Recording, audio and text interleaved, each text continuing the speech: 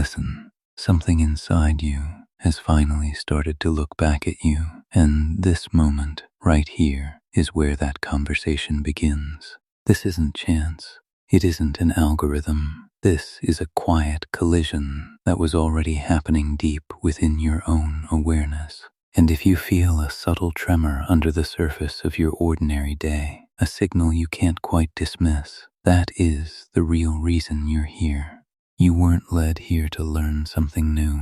You were led here to remember something ancient, something the noise of your life has been drowning out. This is a private meeting, a meeting between who you pretend to be and who you actually are in the silent core where your true self waits. So for just these next moments, you don't need to be impressive. You don't need to perform. You only need to be quietly, brutally honest. That gentle pull you feel, that is not confusion. It is an invitation from a part of your soul that is ready to come home. Before we go any further, I want to know where in the world you're listening from. Leave a comment and just say here. And if you're ready for this kind of work, consider subscribing. The path we walk here is about understanding the unseen architecture of your own mind. 1. The geography of withdrawal. There are seasons where the world around you begins to lose its color. Conversations feel like scripts you've already memorized. Places you used to love feel strangely hollow. The people closest to you seem to be speaking a language you've forgotten. You feel set adrift, pushed to the periphery. But from the perspective of the soul, this isn't abandonment. It's a strategic retreat. Your psychic energy, your attention, your passion, your libido is withdrawing from the outer world and turning inward. Why? Because a deeper project has been initiated within you. The philosopher and psychologist Carl Jung observed this precisely.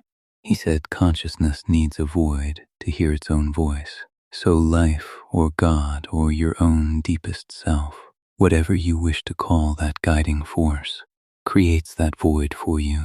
It gently pulls you out of the marketplace of opinions and approvals so you can finally hear the whispers you've been missing. This withdrawal often arrives disguised as loss, a career path that suddenly dead ends, a relationship that dissolves, not with drama, but with a quiet, final sigh, a dream you pursued for years that simply stops mattering. You see it as failure, as ruin. But what if it's not destruction? What if it's a necessary demolition? The old structures of your identity, the ones you built to please others, to fit in, to feel safe, are being taken down, not to leave you homeless, but to clear the ground for a foundation that can actually support the person you are becoming. This separation is also a profound act of protection. Society runs on a kind of collective unconscious, a set of agreed upon rules for how to live, what to want, who to be. Individuation, the journey to your true self, requires you to step out of that current. When you are pulled into silence, you are being given the rarest gift, the right to become unfamiliar, the right to become a mystery, even to yourself. You may have spent a lifetime tuning your frequency to match everyone else's. Then one morning, you wake up to a deep, unsettling silence within. That silence isn't empty. It is pregnant. It is the birthplace of the most important question you will ever answer. Who are you when no one is watching, when no one is expecting anything from you? This phase of separation is never an accident. Jung called it a symbol of the soul. When the soul needs to expand, it orchestrates your outer life in such a way that you have no choice but to turn inward. The connections that once fed you now drain you. The activities that once defined you now feel meaningless. From the human perspective, you are losing everything. From a deeper perspective, everything that could distract you from your own awakening is being moved aside. And here is the critical test. In this new silence, with no audience to perform for, you come face to face with yourself. Raw, unedited. This is where many feel a panic and scramble back to the noise, any noise, to escape the confrontation. But what if the thing you're afraid to meet isn't an enemy? Jung called it the shadow. It's the collection of traits, desires, and memories you've disowned and pushed into darkness. The shadow is only monstrous when you refuse to look at it. When you turn and face it with compassion, you realize it is not a monster. It is a lost part of you, longing to be integrated, to be healed. This silent, separated space is also where your intuition is born. When the static of other people's voices fades, you begin to pick up a different signal, a gut feeling, a recurring dream image, a sudden, inexplicable knowing. These are the native language of your unconscious self, and this phase of separation is simply God, or the universe, turning up the volume so you can finally hear it. This season does not last forever. It is merely the first chamber. Imagine being led into a quiet room, the door closing behind you. The guide looks you in the eye and says, "You are not a product of the world out there. You are a masterpiece being restored in here." And this silence is where the work begins. If you find yourself in this place, do not fear the loneliness. You are not being abandoned. You are being summoned to the symphony of inner voices. And it is precisely in that sacred silence that you begin to hear them. The voices, the echoes in the cathedral of your own mind. At first, they sound like confusion, like anxiety, a tangled knot of memories, doubts, and fragmented conversations you thought you'd buried. Jung put it starkly, the world will ask you who you are, and if you do not know, the world will tell you. These voices are the parts of you that the world told you to be or not to be, now clamoring to be recognized. You might hear a voice that says, "You're not capable," and you immediately think, "That's my weakness showing." But consider this. What if that voice isn't a statement of truth? What if it's the cry of a younger version of you who once felt small or was told it wasn't enough and has been carrying that wound ever since? That voice isn't your enemy.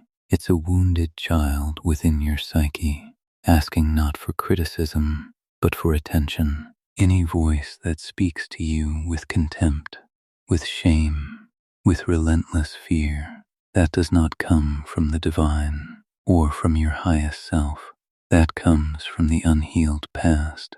It's an old recording, playing on a loop.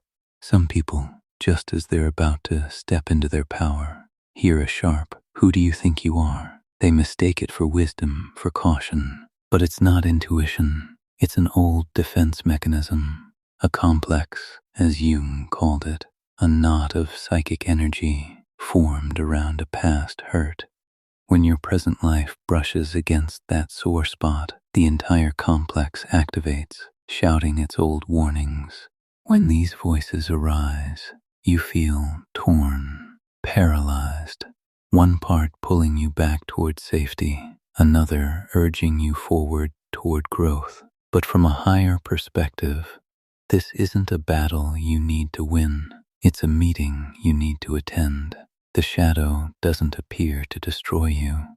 It appears to be acknowledged because, as Jung taught, the shadow, when faced with courage, transforms from a source of fear into a reservoir of strength. The voices aren't only of fear. Sometimes they are impulses of fierce clarity, a heat in your chest, a sudden, unwavering yes or no. And then, immediately, another voice interrupts. "Be practical. Don't rock the boat. This inner conflict isn't a sign that you're broken. It is evidence of a profound evolution happening within you. It is the friction between the person you've been and the person you are becoming. And in that friction, God isn't judging you. He is holding the space with infinite patience, knowing all true transformation meets resistance. Have you noticed? The voices of fear are always loud. They shout, they panic. The voice of truth is always quiet. It is a whisper, a subtle knowing. Your ability to distinguish the whisper from the shout is the single greatest skill in the journey of individuation. It marks the moment you move from being a prisoner of your mind to becoming its observer, from being reactive to becoming discerning. So if, right now, as you listen, you hear a voice within, whether it's a gentle nudge or a fear screaming for attention, pause, just for a moment. Don't argue with it. Don't suppress it. Listen to it as if you are hearing a distant part of yourself for the very first time. What is it really trying to say? If you feel ready, name it in the comments. Sometimes simply giving a voice a name, the fear of failure, the inner critic, the longing for more, is the key that unlocks the door it has been guarding. In the silence to which you've been called, you are learning a sacred language. Not every thought in your head is true, but every thought is a messenger, showing you a part of your own inner landscape that awaits your understanding. And each voice you learn to understand becomes a doorway, leading you deeper into the mystery of your own soul. 3. The sanctuary of the secret. Once you start to navigate the inner voices, something shifts.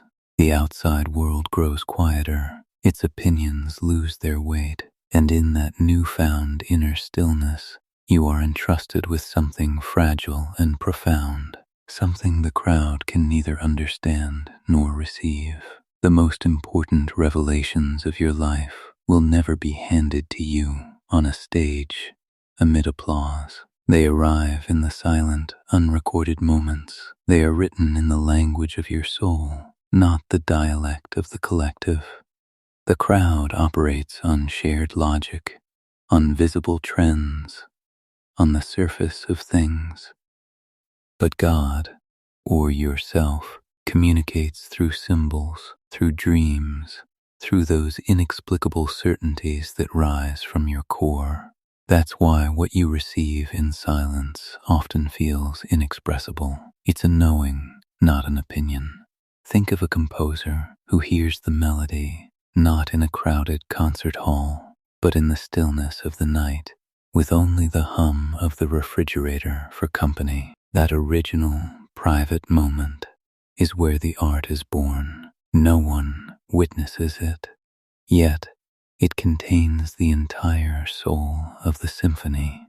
Similarly, God does not plant a new vision in the noisy soil of your daily hustle. He plants it in those moments when you are, finally, unreachable by the world. That moment is so sacred, so vulnerable, that not every soul can bear to stand in it. Privacy, from this view, isn't about hiding you. It's about protecting what is being conceived in you from the harsh, misunderstanding gaze of the world. Some seeds need public sunlight, but the most precious seeds, the ones that become mighty trees, must germinate in the dark, secret earth. Jung understood this. He said every genuine transformation begins inwardly and only manifests outwardly when it is ripe. Have you ever had a moment of pure, wordless certainty? A sudden inner compass needle that just points. No rationale, no external validation, just a deep, calm knowing. This is the way. Jung described these as flashes of insight from the self, and you can only hear them when the noise within you has settled, when your own internal committee has adjourned. This private moment is where you are entrusted with what belongs solely to your journey. The crowd cannot grasp it because they don't see your context. They didn't walk through the darkness you just crossed. They don't know which prayer you sobbed last night. Only you and the divine share that history. Therefore, only you are qualified to interpret the message meant for you alone. These moments are the appearance of what Jung called living symbols. They carry an electric charge of meaning. You feel their weight in your chest. You know they are significant, even if your conscious mind can't yet decode them. This is also why you sometimes discover a truth so vast, yet you think, I can't explain this to anyone. It's not secrecy, it's stewardship. A revelation needs time to take root in you, to integrate before it can be translated and shared with others. God doesn't entrust you with trivial things. He entrusts you with destiny, and destiny always requires a container strong enough to hold it. That container is built in the silent, private work of facing your shadows, listening to your voices, and no longer fleeing from your own presence. When you finally step out of that sanctuary, the world may look the same, but you are not. You walk now with an invisible companion, a quiet understanding that others cannot see, cannot quantify, but that guides your every step from within. 4. The 3 instruments of reconstruction. Then you begin to feel it. It's not just guidance anymore. It's a reconstruction, a renovation of the self. Your inner architect employs 3 fundamental tools to reshape you. The first tool is the inner reorientation. The self begins by gently loosening your attachment to what once defined you. It's subtle. The job that was your identity starts to feel like a costume. The hobbies that filled your time begin to feel trivial. The social circles you moved in start to feel foreign. People often panic here. I'm losing myself. They cry, but you're not losing yourself. Your center of gravity is being relocated. Jung called it a redistribution of psychic energy. The libido, your life force, is withdrawing from outdated investments and beginning to flow toward new inner structures that are still forming. From a divine perspective, this is like a master sculptor removing the excess stone to reveal the form trapped within. The reorientation always comes first, to detach you from the person you've outgrown.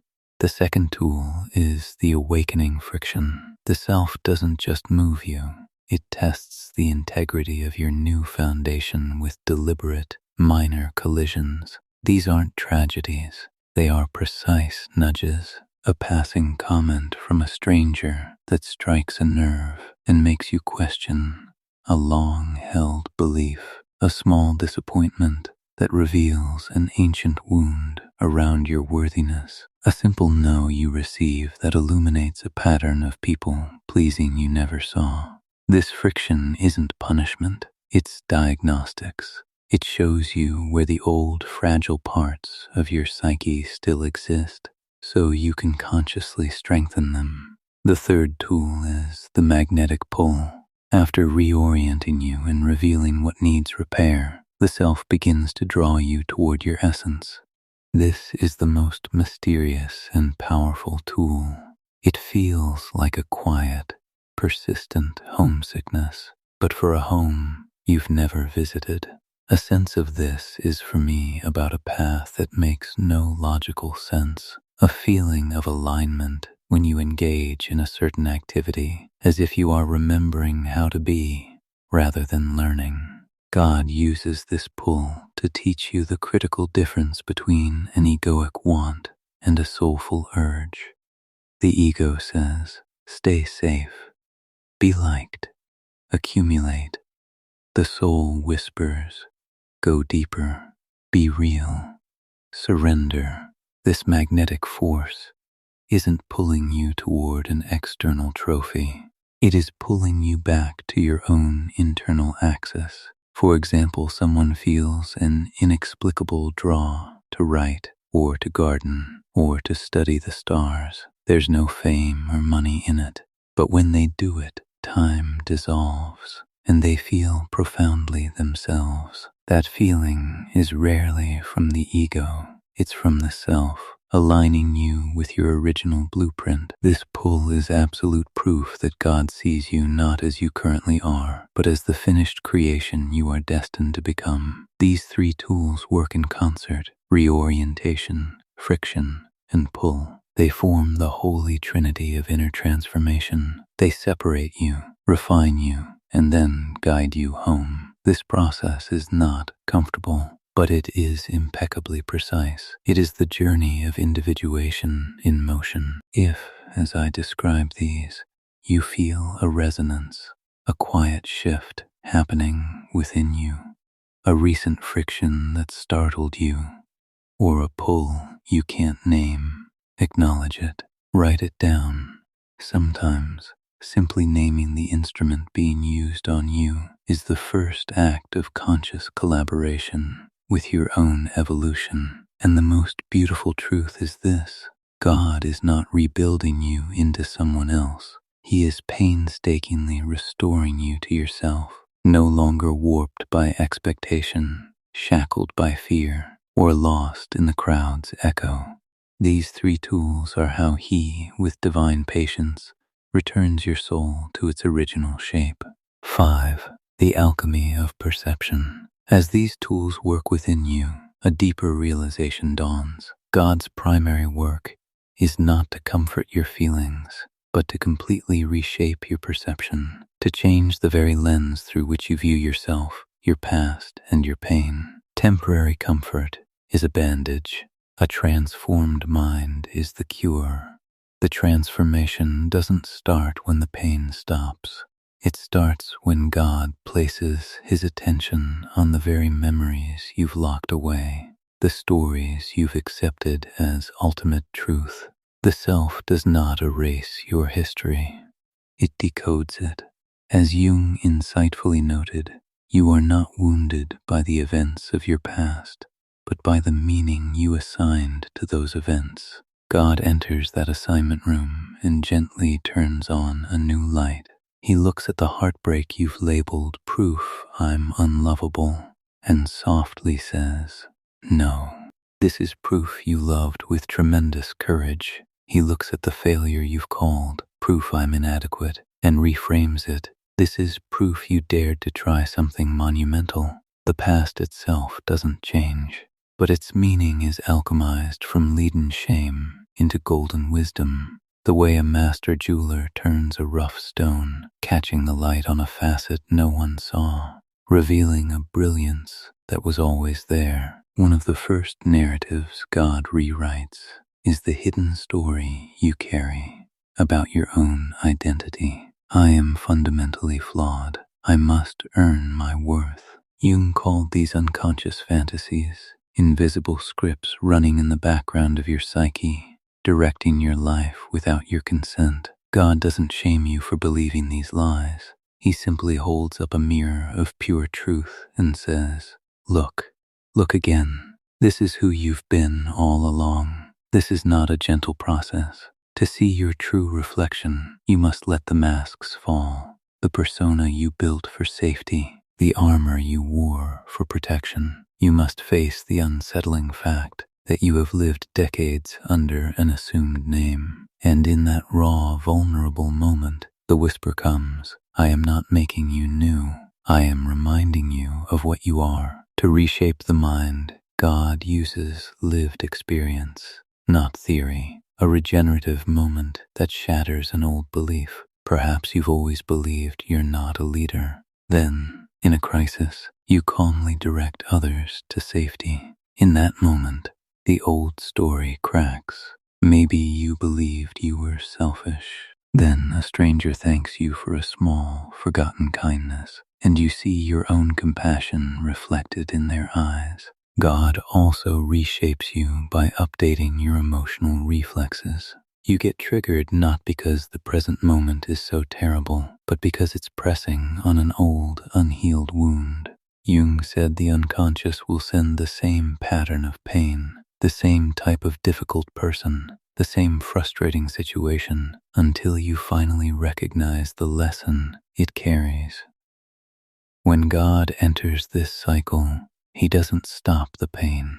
He helps you open it up. He gives you the courage to ask, what ancient hurt does this really connect to? And once you find the source, the original wound of rejection, humiliation, or neglect, you can respond differently. You no longer rage when you feel ignored. You realize you need to honor your own voice. You no longer crumble when you're alone. You realize you are learning to be your own sanctuary.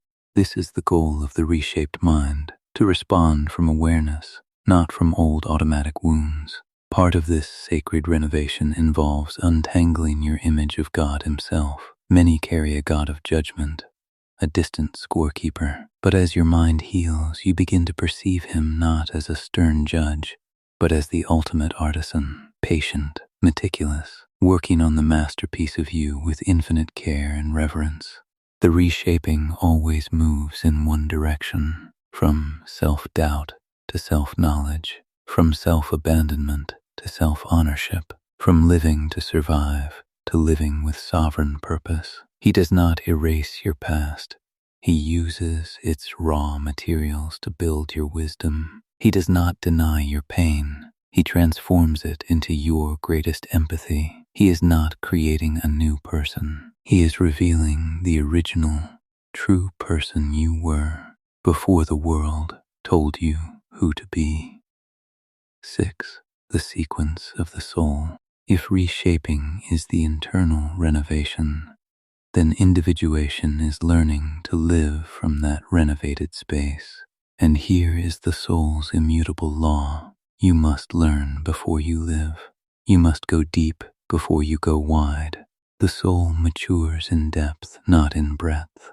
God, understanding this architecture perfectly, always teaches you the lesson before He gives you the platform. Individuation isn't about becoming a better version. It's about returning to the original version, the one He drafted before fear and other people's opinions added their edits. To return, you must be apprenticed by experience. It's as if the self takes your hand and guides you through each chamber of your own inner world. The first lesson is to sever the power of external validation. God arranges life so that the praise that once elated you and the criticism that once shattered you begin to land with a soft thud, powerless. You gradually realize your worth is not a referendum held by others.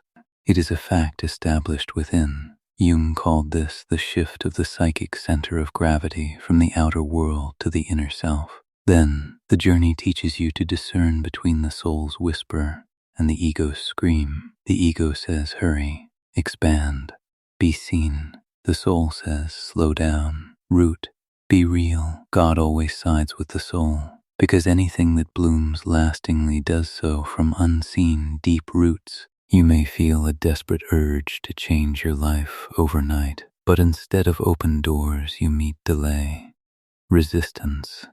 You think God is blocking you, but from His view, that delay is not a blockade. It is an incubation period. He is ensuring you develop the inner resilience, the emotional muscle needed to carry the destiny He will place upon you. Jung noted that every outer achievement requires a corresponding inner structure. Without it, a person collapses under the weight of their own success. He doesn't just want you to succeed.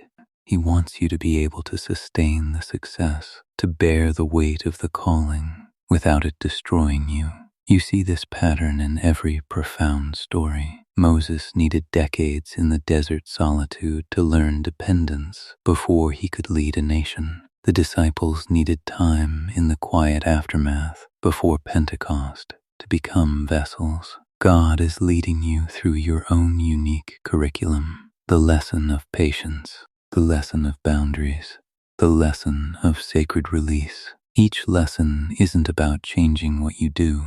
It's about upgrading how you see. For individuation to complete, You must learn one final, liberating lesson to embrace your own strangeness. As your true self emerges, you will naturally become different, quieter, more deliberate, less impressed by shiny things. God allows this separation so you cease fearing the solitude of the path. You cannot fulfill a unique destiny and remain identical to the collective.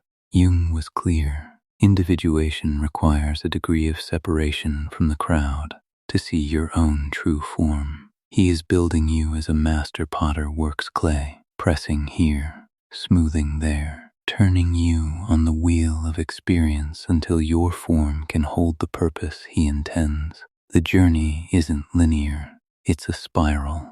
You will revisit old themes, relationships, fears, dreams, but each time from a higher vantage point, with new awareness. Each loop takes you deeper inward, and just when you feel you haven't moved an inch on the outside, God smiles, knowing you have traveled light years within. 7. The mark of the ready. Here is the ultimate clarification. To be chosen has nothing to do with perfection. It has everything to do with readiness.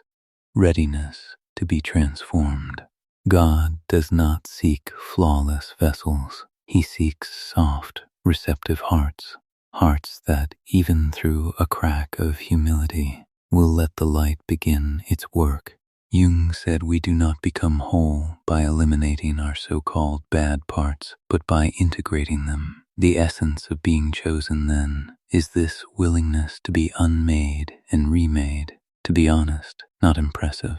A perfect glass heart may look clean, but it is brittle. A heart ready for transformation is like raw, wet clay, not beautiful yet, not shiny, but soft, malleable, capable of being shaped into something that will last for ages. One of our great modern myths is that only the strong, the sorted, the morally impeccable are used for great things. But scan the pages of any true history, spiritual or otherwise, and you see the opposite. The ones called are often the most doubtful, the most wounded, the most aware of their own insufficiency. This aligns perfectly with Jung's path. Individuation is not for the persona, the perfect mask. It is for the human being brave enough to take the mask off and behold the real, complicated, glorious face beneath. They are not chosen because they are better. They are chosen because they are ready to become better. Look around. Some people spend immense energy projecting an image of invulnerability, of having it all figured out, and in doing so, they seal themselves off from the very grace that transforms. Others bear visible cracks. They have failed publicly. They carry grief. They know their own shadows, and it is through those very cracks that the light gets in. From a divine perspective, your imperfections are not obstacles to your calling. They are the raw materials for it. A masterpiece painting needs shadow to give the light dimension. Your flaws are the contrast that makes your strength visible. Jung called this the reconciliation of opposites. True strength is born when you stop hiding your weaknesses and start integrating them into a larger, more complete whole. The profound insight is this: you do not find freedom by tightening your grip on who you think you should be. You find freedom by releasing that false image and allowing your authentic being to emerge from within the release. And that is the precise, sacred work God is doing in you now. He isn't demanding you become a saint by tomorrow. He is only asking you to dare to shed the shell that life has hardened around you. When you dare to let the false self fall away, the true self begins to breathe. Conclusion. Chosen one, as you've moved through each of these layers, perhaps you now see clearly what was once only a vague intuition in your chest. No step has been wasted. No pain has been meaningless. There has not been a single moment when you were walking alone. Every reorientation, every friction, Every magnetic pull, every reshaped belief, all of it is guiding you toward the same center. Jung called it the seat of the self. You might call it the place of peace. It is the point where you and your purpose are finally, undeniably aligned. You don't need to understand all the steps ahead. You don't even need to know what the next page holds. What God has always sought in you is not your perfection, not your unmovable strength, not your unshakable certainty. He seeks your presence, a heart quiet enough to receive, soft enough to be shaped, courageous enough to say yes when the light finally finds it in the dark. You may not see it yet, but every time you pause to listen to that whisper instead of the shout, every time you choose a difficult truth over a comfortable lie, every time you sit in the silence instead of scrambling back to the noise, you are taking another deliberate step on the journey He authored for your soul before you took your first breath. The further you walk, the more you will understand the essence of being chosen was never about standing in a spotlight for the crowd. It was always about having the courage to answer the call that echoed in the deepest chamber of your own quiet heart. One day, you will look back and see that the world didn't change. You did. How you stand in your life, how you love, how you honor your own truth. You did not become a more perfect person. You became a more complete one. And that wholeness is the entire purpose of the journey.